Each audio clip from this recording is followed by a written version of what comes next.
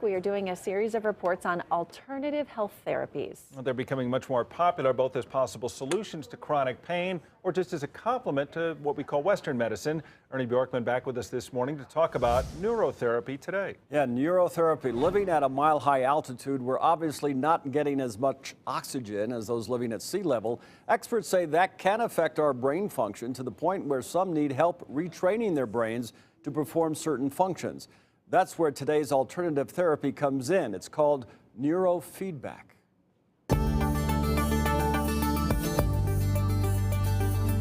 I was suffering from headaches, sometimes severe, and focus issues. Todd Kohlauer is a prominent restaurateur in Denver, but all wasn't perfect. He couldn't focus on one thing for more than a few minutes. That's why he came here to get something called neurofeedback. With going to see Rachel, that 5 minutes became 10 minutes, then became 15 minutes, then became 30 minutes. And I could actually now probably focus on one thing or meditate and stare at something for an hour and have no issues with it. We're going to pick up Todd's brainwaves on the surface of his head. Through neurofeedback, Rachel is watching Todd's brainwave movements on a computer screen. We're here. We're about to see Todd's brainwaves come up live. While Rachel watches, Todd's trying to control a plane's speed and amount of exhaust on a screen in front of him. She's training him to focus and training the brain to enjoy this new control. And his brain is going to say, okay, that's interesting.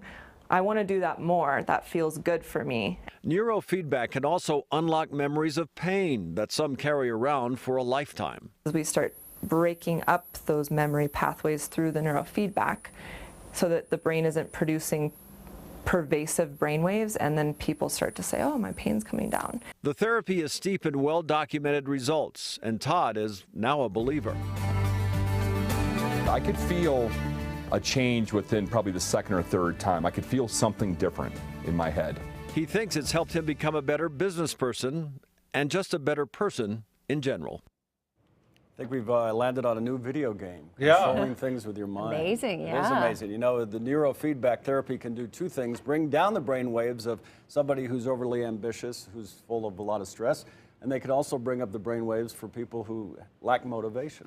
Interesting. It is interesting. Why were you looking at me on that lack of motivation? You were looking directly at me, Ernie. Well, you know, you're about to get rid of this stress He was here. looking at me with the stress one for sure.